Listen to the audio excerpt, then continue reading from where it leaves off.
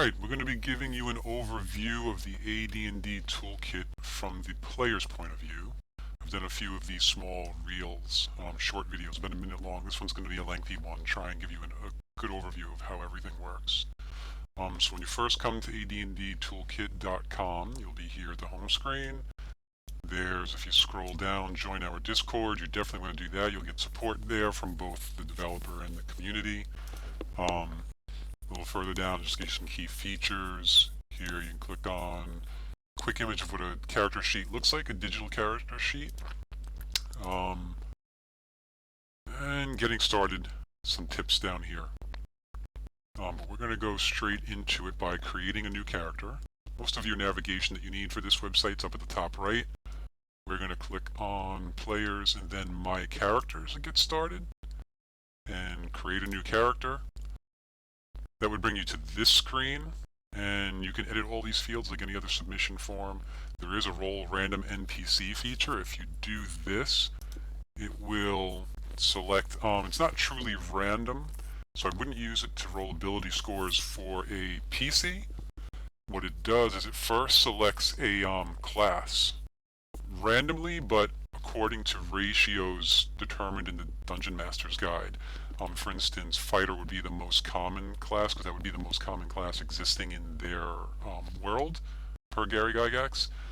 And Paladin and Monk would be the least frequently rolled. So first it'll determine the class. Once we get the class, then it'll fill in other features like the ability scores and the alignment and everything else to fit whatever class was rolled. So for instance, let's see if we can, in a few tries, get something uncommon. Aside from Fighter or Thief, Ranger, there you go. So when it rolled Ranger class first, it then rolled abilities truly randomly, 3d6, found the abilities that do not qualify for a Ranger, and re-rolled them.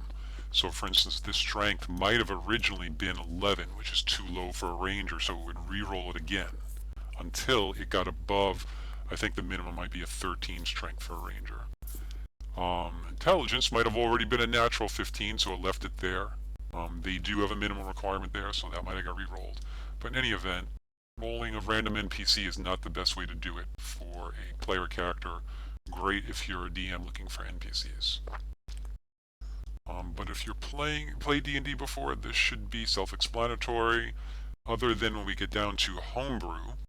The toolkit will tell you certain combinations are not going to work. For instance, if you were trying to roll a Ranger, but you only had a strength ability of 9 and tried to create this character, it will tell you strength is too low for that class. So all the limitations in the player's handbook are reflected here for first edition. If you were to do homebrew, which means enabling homebrew, this little tooltip here will tell you there's a lot of limitations that are forced by the toolkit. But if you enable homebrew, that allows you to roll any character with no limitations. So yeah, there'll be no checks on anything you try to do. It'll just create the character you create here. If you check this box, it will allow unearthed arcana rules, including races like the Acrobat, Barbarian, the Cavalier, which are exclusive to unearthed arcana, and so forth. But I generally don't use that. And so I would simply create, when I have my character ready, my Ranger, we can put the strength back up to 18, click the create button, and scroll down, and here is my new Ranger. Some of these are light, some are dark, and that's just because I have not yet activated my Ranger. I'm going to activate him here. You'll see now deactivated is available to me. He's bright because we activated him. And campaign, well, there's if you want to delete the character. And campaign is if you want to assign a character to a campaign, meaning your dungeon master, your DM, also is using toolkit, and you want to connect your character to that campaign. If you click on campaign, it then asks you for the campaign token. You enter it twice, and you would have to get that from your DM. Click submit. We join a campaign. If I came here in the future, instead of saying not available, it would then list the name of the campaign you were currently in, and you could leave the campaign there if you wish. I'm going to go back to my characters.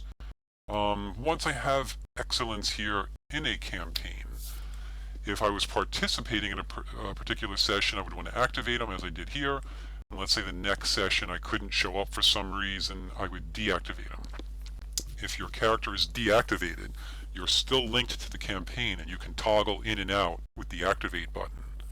But if you're deactivated, then anything that the Dungeon Master does for that session within Toolkit does not affect your character.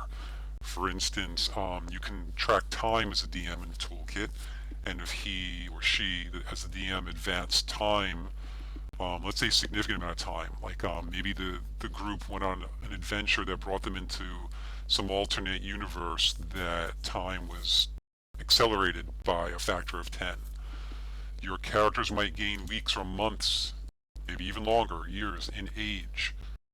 If you were deactivated, that age would not, the aging process would not apply to your character. You were not present. You were not activated. I'm actually going to go to one of these older characters because Excellence is new, and I want to show you some features that require an active character like Hab I have here. Hab is a level 3 male elf mage with his alignment listed there.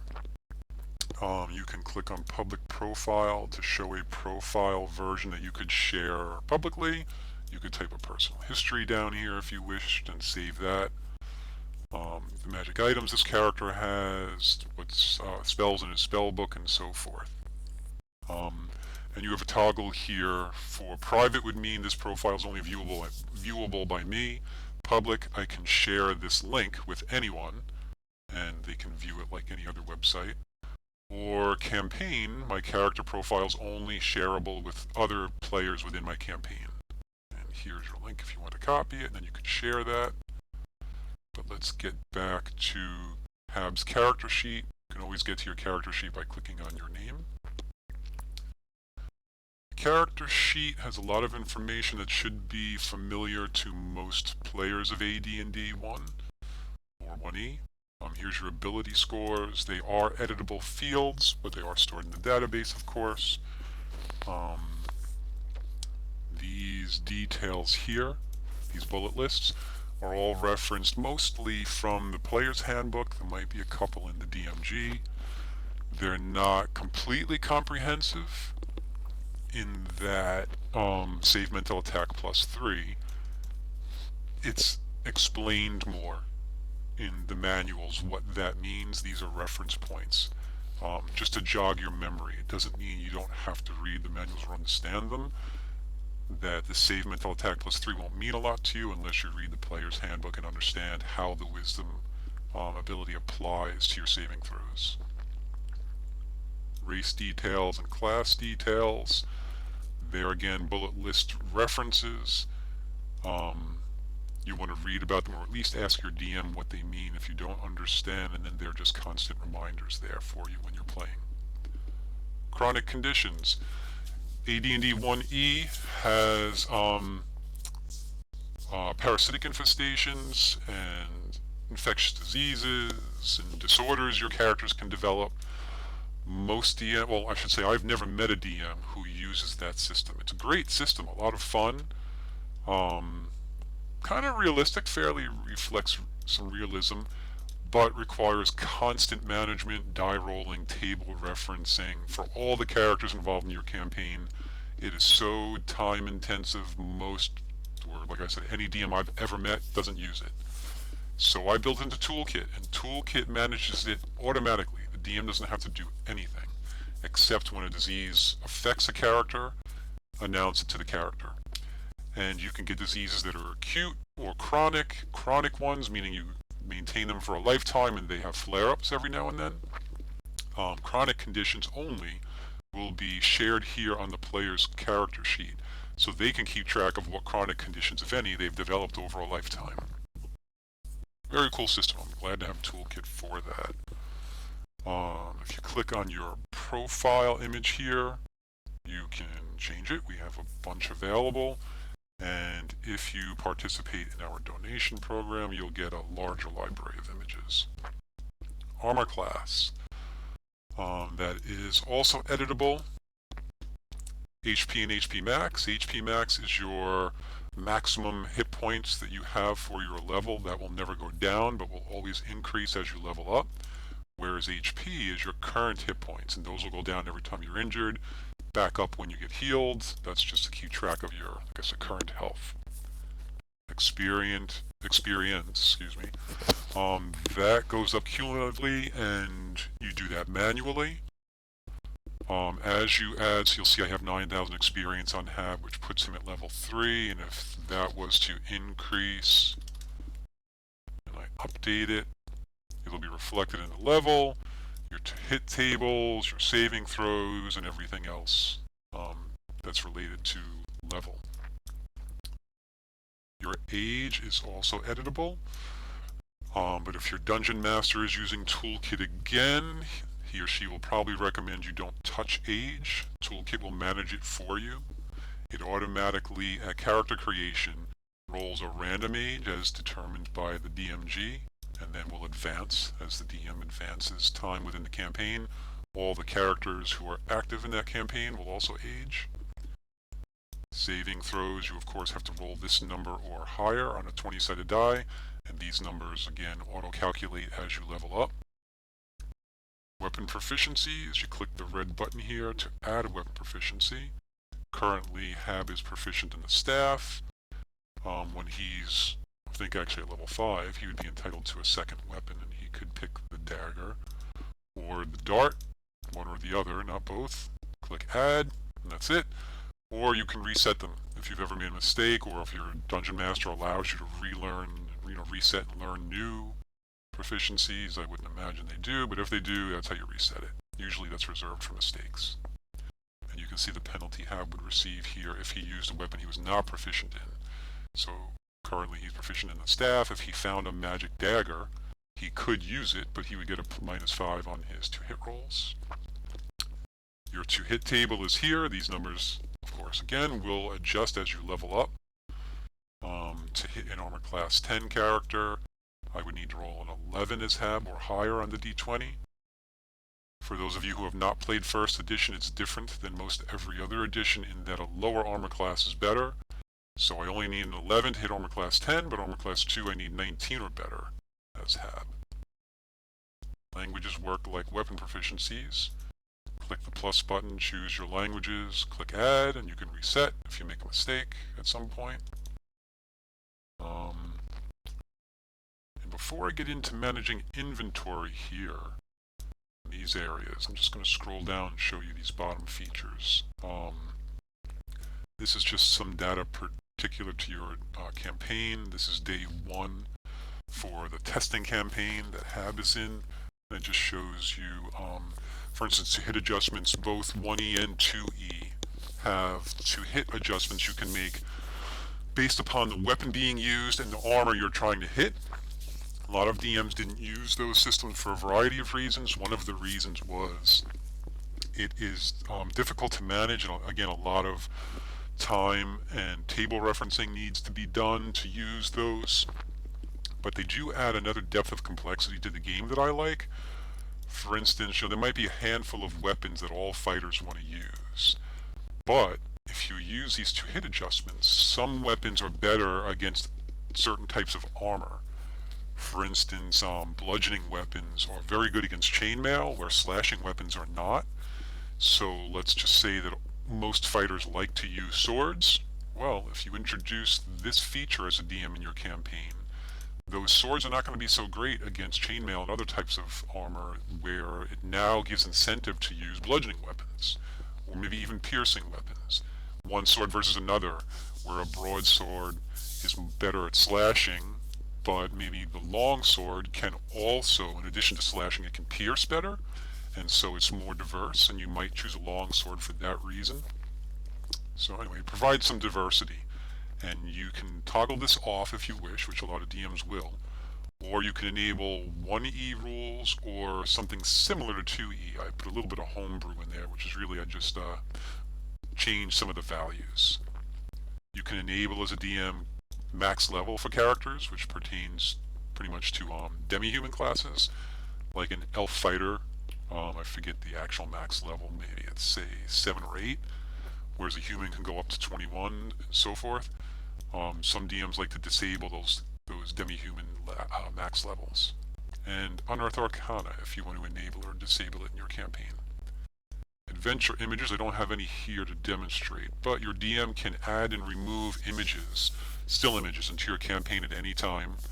I like to use them for scenes that maybe I embed some clues about the narrative within the scenery in the image. Or what I often do is anytime my players come across an adversary, I won't say you approach a band of kobolds, particularly if they've never seen a kobold in my campaign. I'll put a picture up there of kobolds and then share that image with the party, and they can see what's in front of them without me naming it. I like that feature. My players seem to like it. Provides some, again, another level of realism. These are the party members I am grouped with by their level, race, and class, particularly when a party is not used to each other yet, if they're newly formed, or if they have a rotating cast of characters that come in and out. This is very helpful just so they can get a quick gauge on what classes or in levels are in their party already, and if they're bringing somebody else in, what they might be missing and need to bring in. You can actually click on the name and see that public profile I showed you earlier if somebody has it enabled, where they're sharing publicly or with their campaign members, and if they've donated, of course, to the Toolkit project. Otherwise this won't be available. It's just permanently private.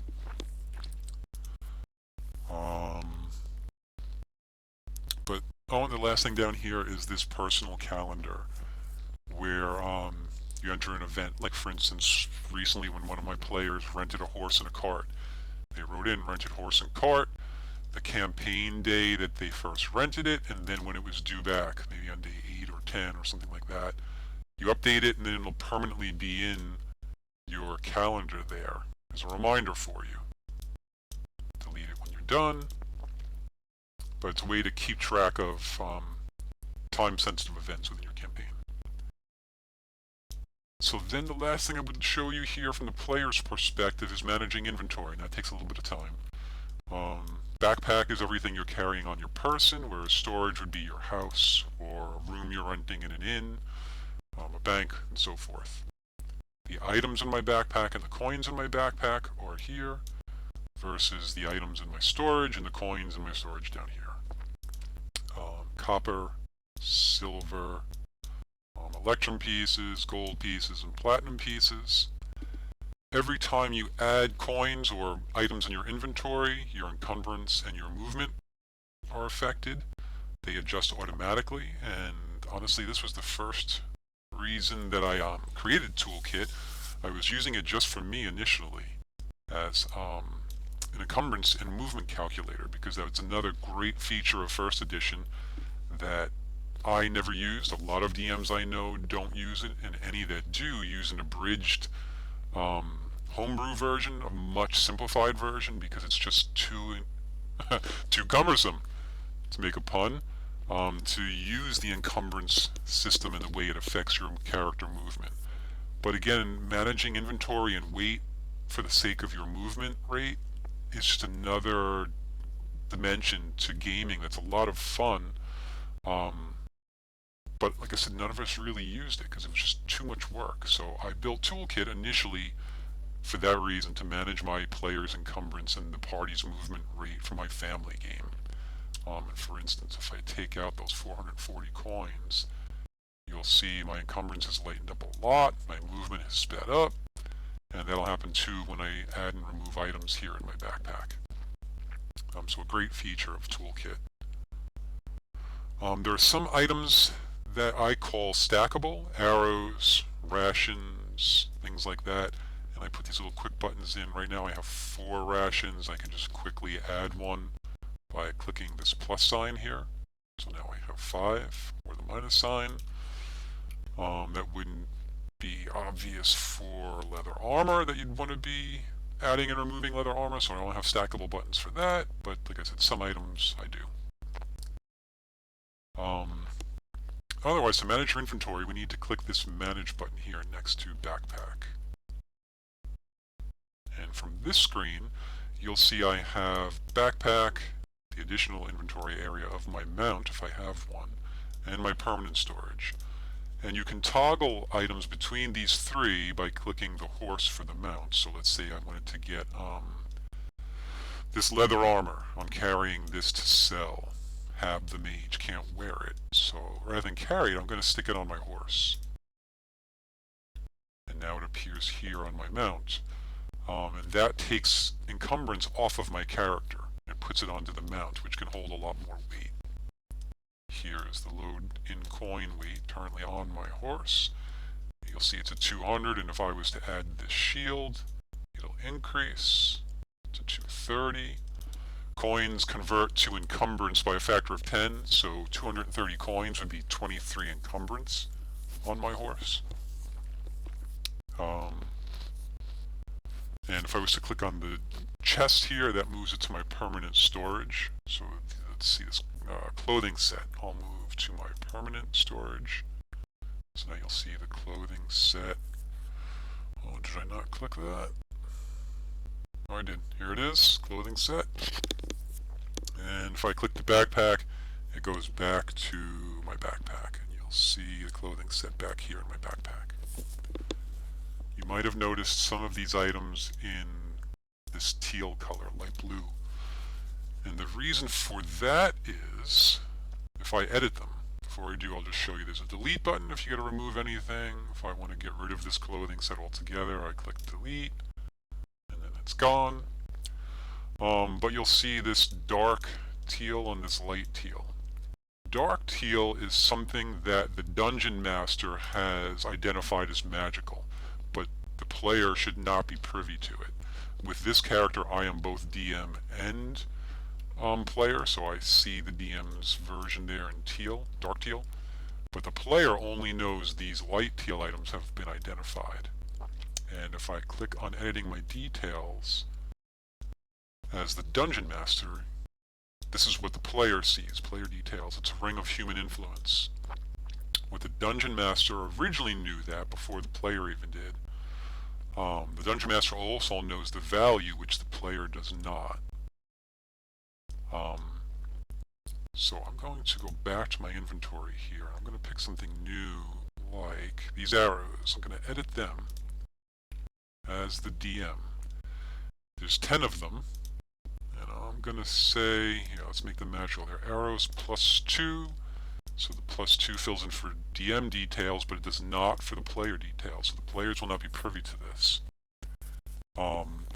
The value of those 10 +2 arrows is 300 gold. These values I imported from the Dungeon Master's Guide.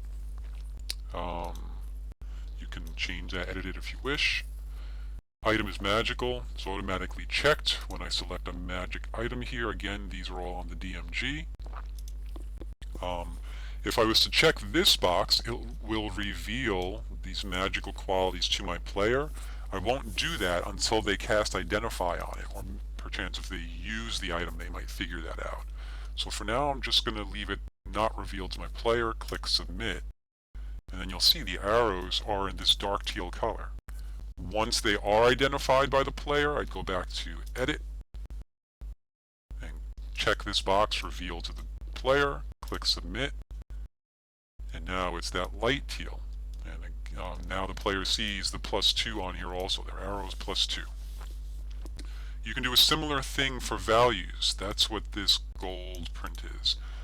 This is particularly useful for like jewelry or gemstones. So let's say like this mirror here. It's a small silver mirror. Let's say it was a magical one.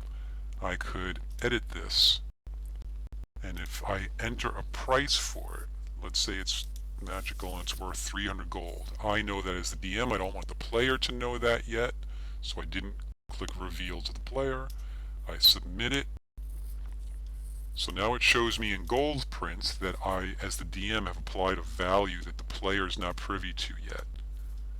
It's not the standard 20 gold value anymore. So this comes in really handy for me when my player picks up, say, a sack full of gems and they enter 9 gems here, and I want to put values in by editing each of them. This gold print is my indicator for the ones I've given custom values to and the ones I have not, because the ones I have not will stay in that black print. So it's very useful for me as the DM. So that's basically how you manage your inventory. If you want to add items to your inventory, if you're going shopping and you meet some shopkeepers, you click the add items. There's 4 categories: armor items, weapons, custom items, which you don't have to use. I've included them in the toolkit, but I find them useful, particularly for magic items. If I come across a magic bowl, or a brooch, or a magic broom, those are custom items I have here that are not in the standard PHP, but you can add them here. And then your list of standard items. If you want to add any item to your inventory, just check it. If you want to add multiple, so let's say I just fought a group of bandits and they had a bunch of short bows on them, I can increase the amount to 6 that I'm going to add. You can add multiple items at one time just by checking those boxes, and then click add. You'll see they were all added, and they've been added here, those 6 short bows and so forth. So that's adding items to your inventory. If you want to trade items to another player, so let's say I wanted to give these soft boots, which you can see are magical, but only identified to the DM. If I wanted to give these to another player, what we used to do was this player would just quickly delete them, and then the other player would add them using the add button. But the problem is, you can see like in this case where there's magical qualities attributed to those boots that the player is not privy to. I don't want them deleting those boots and then someone else adding them, and I've got to re-edit the details again. So I've taught my players about that. And what you can do is you can give items to any player within your campaign here. Just select the player, click select that player, and then this is my backpack inventory. And I can check off as many of these items as I wish to give over to that other player. And click give, and they will transfer, including these color codes and all the other DM details. So that's a great feature to have. And lastly over here, you can equip weapons. You can equip armor if you have any. You can equip a shield if you have any. And click the equip button. And the reasons for that, there's a couple of them. Anything equipped you'll see here in a full bold line. So the staff, I equipped it. There's a lot of DM modules or tools built into Toolkit. They're even better than the player's point of view. And the reason for that is all of this data on the character sheet for my character here, it's all, not all, but a lot of it is read into the tools for the Dungeon Master. And for instance, I have like one thing I'll just show you quickly. In like a testing campaign. Weapon speed factor. I've taken the party's average weapon speed factor by the weapon they have equipped. So you can have a character like Hab holding 10 weapons as loot, but only the staff that is equipped factors into this party weapon speed factor. So, yeah, you want to have your weapons and your armor equipped for the sake of the Dungeon Master and the tools they get to use. And the last thing I guess I'm going to show you here today would be the mages. If your character is a caster, it'll show you this short table of how many spells you can cast per level. At level 5 mage, Hab can cast 4 level 1 spells, 2 level 2, and 1 level 3. And you can manage them in 2 different ways. Spellbook is the spells you have in your spellbook. If you're familiar with first edition, you can't just pick any spells that you want and cast them. You have to have put them into your spellbook, found them either in a scroll or some other way, and transcribe them into your spellbook. And the way you do that is, let's say that Hab here found a magical scroll and on it was enlarge. And I rolled the percentage dice to see if he could learn it based on his intelligence, and he does. So I click the green plus sign, and enlarge is now permanently in his spellbook. If I also on that scroll had let's see, ventriloquism, and I roll the percentage dice to see if I learned that, but I failed. I would click the red X, meaning I failed ventriloquism, and it's tracked down here. I could never again try to learn ventriloquism. It's just too difficult for my intelligence. So you used to have to keep a piece of paper, now you can track it all digitally, and it just makes things quicker and more organized for my players. The other feature is memorizing. This is the day-to-day spells you're going to be preparing. So down here are the spells that are in Hab's spellbook. And let's say today I want to learn web. I click the green plus sign, and now I've studied web for the day. Once I cast that web spell, I click the X here. It's no longer there. Once I cast strength, I click the X. It's no longer there. Now I only have level 3 and level 1 spells. And it's just a neat way, a quick way, and again, an organized way of keeping track of spells in my spell book and the ones I've memorized for the day. This works similarly for clerics, where you prepare spells but they pray instead of memorizing. And they won't have a spell book per se, they'll just have the spells available to them for their class down here, and you would click one that you're praying for the day. There are a few other features that would show here. For instance, if we did have that 1E or 2E protocol enabled by the DM for weapon versus armor type, that would be showing here. The pluses and minuses based upon the weapon I have equipped. So for a staff, it would show bonuses for hitting chainmail, but negatives maybe for, I think, leather armor might be a negative. I'm not really sure. But that would be displayed here.